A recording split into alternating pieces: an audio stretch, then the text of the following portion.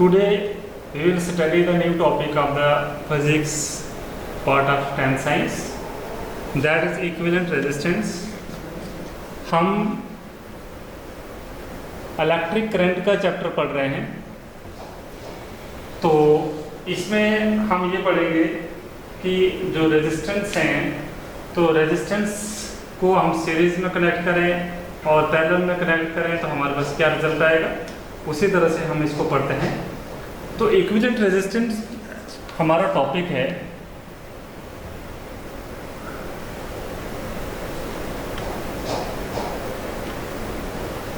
इसमें लिखना है इट में B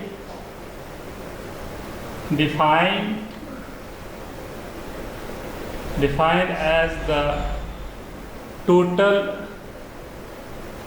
resistance in an electric circuit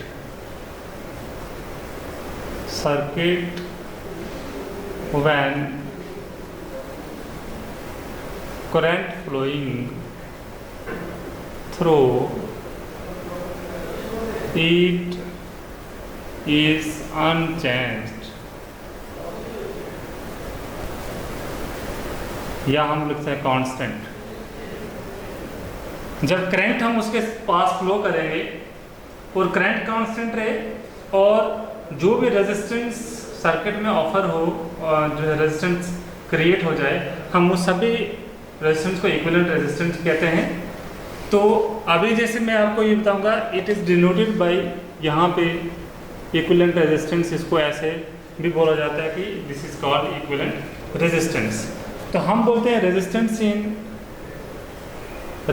in series.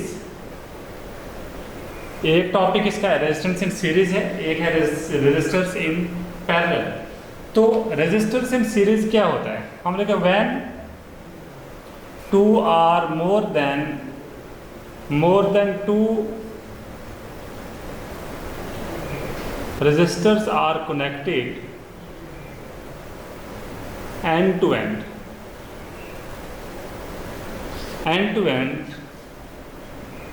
such that when two or more than two resistors are connected end to end such that same current flows through them, then they are said to be connected in series। इसलिए हम क्या बोल सकते हैं कि उन resistance को हम क्या बोल सकते हैं, they are said to be connected in series। तो इसलिए हम लिखेंगे, जैसे सपोज मैं आपको बताऊंगा, ये एक रेजिस्टर है,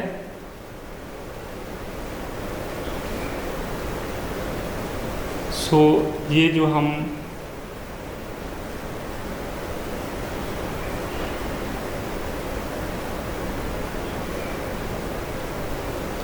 इस तरह से जब हम एक सर्किट बनाएंगे, दिस इज पॉजिटिव टर्मिनल तो negative, this is negative terminal, इस तरह से करंट जब चलेगी तो यहाँ पे देखिए इस तरह से करंट यहाँ से जाएगी। I is the current flowing through this circuit and यहाँ पे सपोज रेजिस्टेंस R1 है, रेजिस्टेंस R2 है, रेजिस्टेंस R3 है। यहाँ पे आपको पता है पोटेंशियल डिफरेंस 1 होगा, पोटेंशियल डिफरेंस 2 होगा, पोटेंशियल डिफरेंस 3 होगा। तो डिफरेंट रेजिस्टेंस पे डिफरेंट पोटेंशियल डिफरेंस होगा। तो उस समय में हम लिखेंगे, हम लिखेंगे देन टोटल पोटेंशियल डिफरेंस जो है, पोटेंशियल डिफरेंस क्या होगा, V1 plus V2 plus V3। This is equation 1। ये सारा का सारा पोटेंशियल डिफरेंस उस सर्किट में जो है हम इसको कैलकुलेट करेंगे तो यही होगा। लेकिन हम देखेंगे but according to Ohm's law, Ohm's law क्या बताता है, पोटेंशियल डिफरेंस जो है किसके बराबर है, potential difference is directly proportional to the current. ठीक है, तो हम लिखेंगे potential difference is equal to R I आ जाएगा, ये ओम्स लॉ बोलता है। और इसमें हम लिखेंगे potential difference is equal to R S I. तो यहाँ पे देखना आई जो है करंट को बोलेंगे और आर एस को लिखेंगे equivalent resistance in series combination, equivalent resistance in series combination. Okay, इसके बाद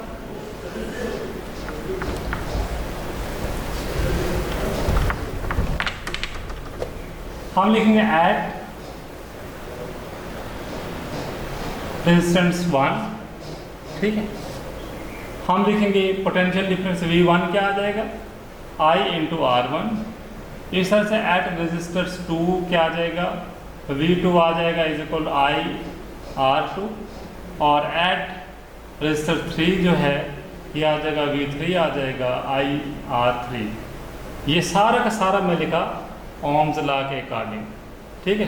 ये ओम्स लॉ बताता है कि पोटेंशियल डिफरेंस जो है is equal to product of current and resistance. So हम लिखेंगे so substituting the values, substitute the values in equation 1 we get, ये सारी की सारी वैल्यूज अगर इक्वेशन 1 में रखेंगे तो हमारे पास क्या आ जाएगा, v की जगह एंड आप लिखोगे टोटल जो है, टोटल पोटेंशियल डिफरेंस जो है इसको v बोलेंगे is equal to I into, हाँ ये देखिए ये जो है हमने ऑलरेडी निकाली हुई, दिस इज द वैल्यू, ये वैल्यूज़ हैं हमारे पास। इन वैल्यूज़ को हम इक्वेशन 1 में सब्स्टिट्यूट करेंगे तो v की जगह क्या लिखेंगे, आर एस एंड आई। इधर क्या लिखेंगे, आई R1 plus I R2 plus I R3 and so on. अगर हम इसको प्लस करते थे जितने भी रेजिस्टर्स हम कनेक्ट करेंगे उतने के हम उसमें ऐड कर सकते हैं। और आप देखो कि आर एस आई जो है वो जगह आई कॉमन निकला है, R1 plus R2 plus R3 plus so on. And finally हम इस यहाँ पे देखेंगे एंड फाइनली यहाँ पे आ जाएगा आई जो है यहाँ पे आर एस आई डिनोमिनेटर पे आ जाएगा, तो आगे क्या आ जाएगा, R1 plus R2 plus R3 and this I is cancel, R S is equal R1 plus R2 plus R3 plus so on. So this is the expression for equivalent resistance in parallel combination, ठीक है। This is the expression for equivalent resistance in parallel combination. जब ये हमारे पास R S is equal R1 plus R2 plus R3 आया, इससे हमें लगा, ठीक है, हम लिखे from the expression it is clear to us that equivalent resistance in series combination is equal to the sum of individual resistors connected in the combination, ठीक है। इस कॉम्बिनेशन में जितने भी हम कनेक्ट करेंगे तो उसके बराबर आएगा। इसमें याद रखना कि what are the characteristics of equivalent resistance in series combination. First characteristic is कि जो इक्विवेलेंट रेजिस्टेंस है वो हमेशा ग्रेटर देन है इंडिविजुअल रेजिस्टेंस से। वन थिंग इसमें याद रखना कि same current flows through the 3 resistors, लेकिन पोटेंशियल डिफरेंस क्या हो जाएगा, चेंज होता रहेगा, ठीक है।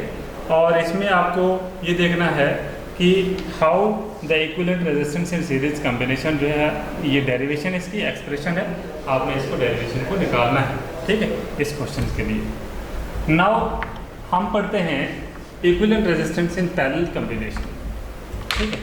पैरेलल कॉम्बिनेशन में क्या होता है कि जब दो या दो से ज़्यादा रेजिस्टर्स को पैरेलली कंबाइन किया जाए उसको हम पैरेलल रेजिस्टेंस बोलते हैं। Resistance in parallel combination.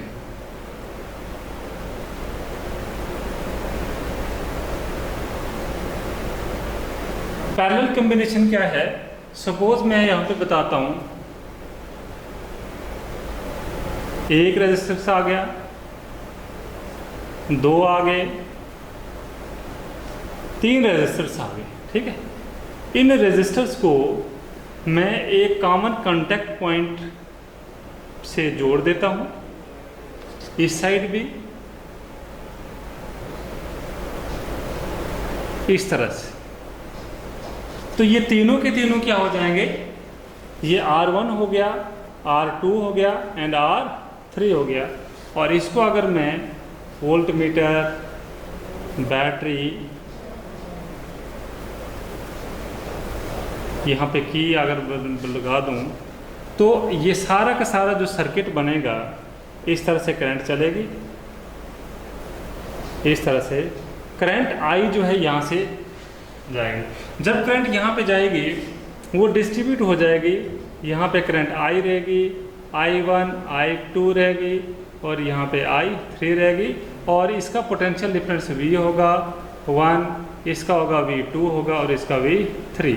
जब ये सारे के सारे तीन करंट्स यहाँ पे मिल जाएंगी फिर से यहाँ आगे जाके I बन जाएगी और इस तरह से ये सर्किट जो है चलेगा हमारा, ठीक है। तो ये समझो ये पैरेलल कॉम्बिनेशन में हो गए। हम लिखते हैं, हम लिखे resistors are said to be connected in parallel combination, are said to be connected in parallel combination when they are connected between two common endpoints.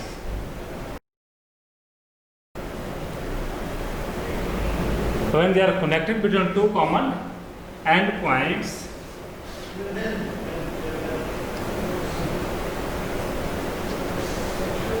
sorry, potential difference तो सेम रहेगा, and potential difference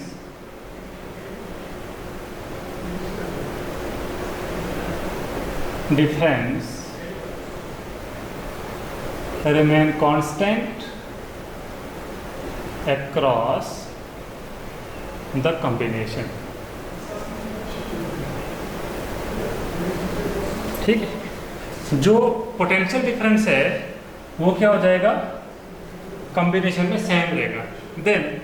देन हम लिखेंगे, then current जो है वो होगी I1 plus I2 plus I3, जितने भी होते उतने हैं। यहाँ पे 3 है तो हम 3 ही लगाएंगे, ठीक है।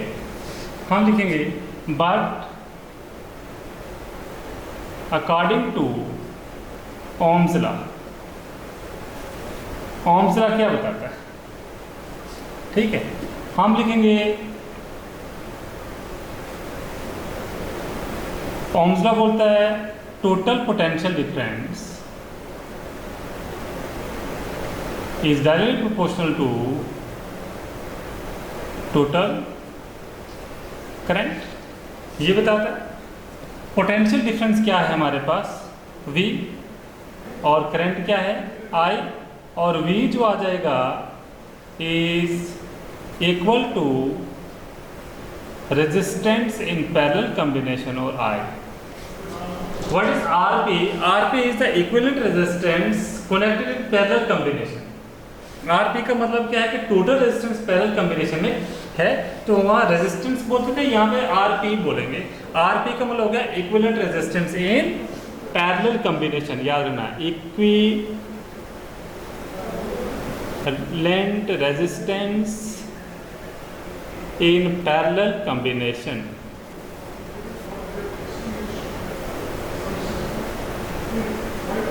ठीक है। अब देखिए हम ये भी लिख सकते हैं आल्सो, इसको ऐसे लिख देंगे V upon R P is equal to I, ये वैल्यू आ जाएगी। ठीक है, इसीलिए मैं यहाँ पे ये भी लिखता हूँ आल्सो, अगर आई इसके बराबर है तो I1 किसके बराबर होगा, V अपॉन R1 होगा। ठीक है, यहाँ पे अगर इसका मेजरमेंट करेंगे तो जो करंट 1 है, I करंट किसके बराबर, R1 यहाँ रेजिस्टेंस है और V तो पोटेंशियल डिफरेंस है। ठीक है, हर जगह पे पोटेंशियल डिफरेंस सेम है होगा। I2 कितना होगा, V अपॉन R2, और I3 कितना होगा, V अपॉन R3। ठीक है, तो हम लिखेंगे substituting values of currents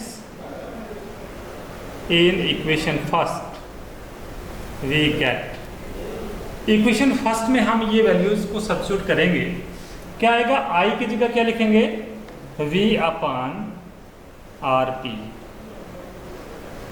I1 की जगह क्या लिखेंगे, V upon R1, V upon R2, V upon R3, so on चलता रहेगा। ठीक है, और यहाँ पे मैं बता दूँ आपको, V upon equivalent resistance in parallel combination, V अगर कॉमन आ गया हर जगह V है, यहाँ क्या बचेगा, 1 अपॉन R1। देखिए V कॉमन आ गया तो V की जगह 1 रहा, 1 upon R1 plus 1 upon R2 plus 1 upon R3 plus so on. ठीक है, एंड फाइनली ये भी इधर आ जाएगा तो क्या हो जाएगा, V upon R P, V आ जाएगा, आगे क्या रहेगा, 1 upon R1 plus 1 upon R2 plus 1 upon R3 plus so on, and finally ये भी और ये भी कैंसिल हो जाएगा। 1 upon R P is equal to 1 upon R1 plus 1 upon R2 plus 1 upon R3 plus so on. This is the expression for equivalent resistance in parallel combination. ये जो हमारे पास फाइनली एक्सप्रेशन आए, और from this expression it is clear that हम लिखेंगे equivalent resistance in parallel combination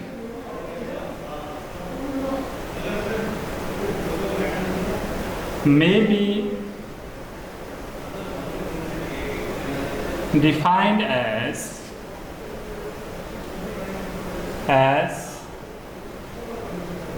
the reciprocal of equivalent resistance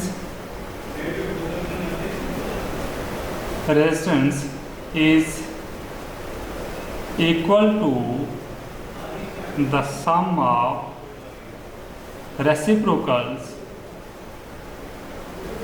of individual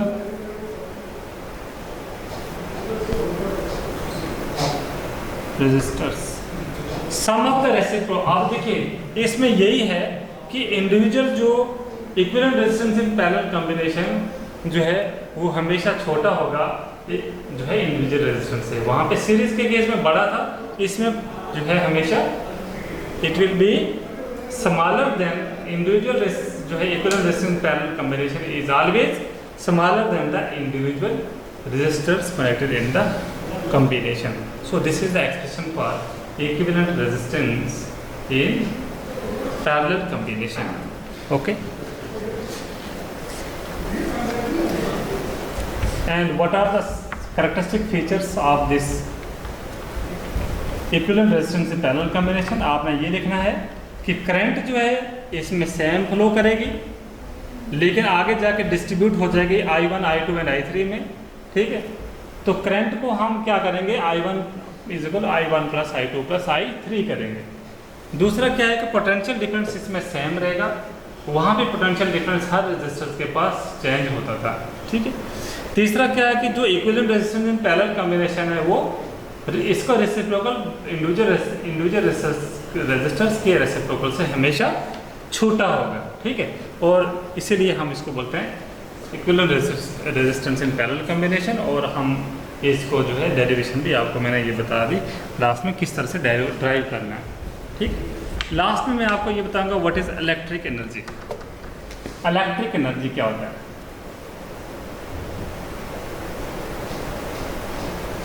देखिए, it may be defined as the total energy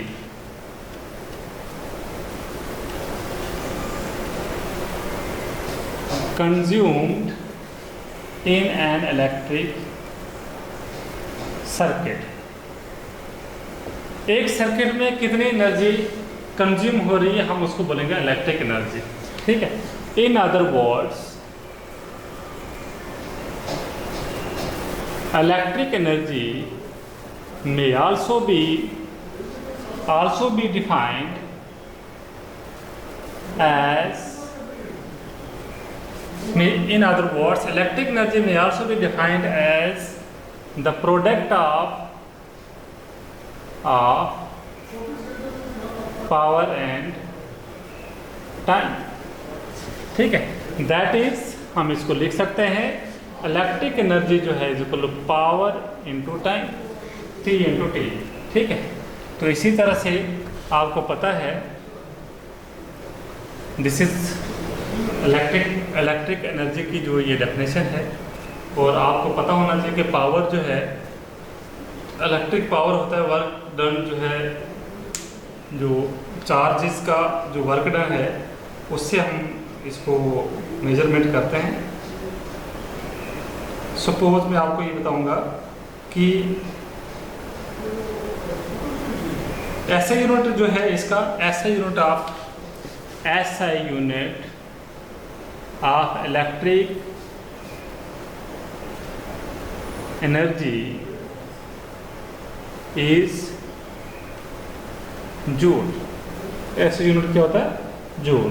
तो हम इसको ऐसा यूनिट ये भी लिख सकते हैं कि जैसे यहाँ पे 1 जूल जो है, 1 जूल इलेक्ट्रिसिटी जो होगी ये होगी 1 volt into 1 ampere into 1 second.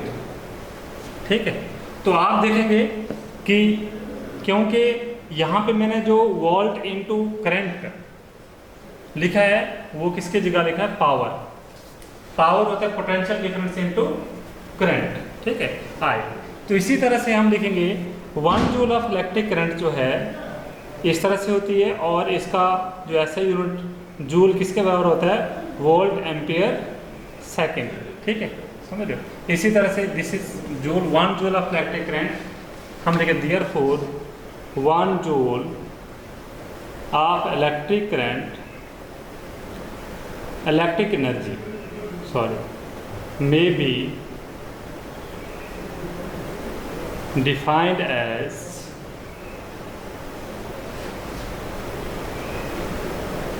when 1 ampere current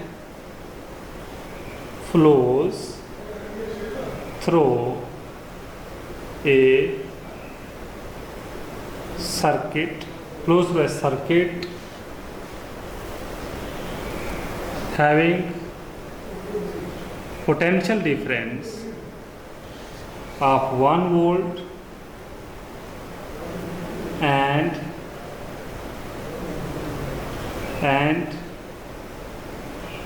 the current flows for 1 second। ठीक है। तो हम बोलेंगे कि 1 जूल इलेक्ट्रिक एनर्जी किसके बराबर होगी? हम बोलेंगे the circuit will consume 1 joule of energy when 1 volt potential difference is applied across the terminal of the conductor and 1 ampere current flows through it for 1 second। 1 second के लिए 1 ampere current flow करे और उसका potential difference 1 volt होगा। तो हम बोलेंगे कि जो इलेक्ट्रिक चार्जेस चले उनमें कितनी एनर्जी है? 1 जूल इलेक्ट्रिक एनर्जी है। ठीक है। This is all about my today's lecture.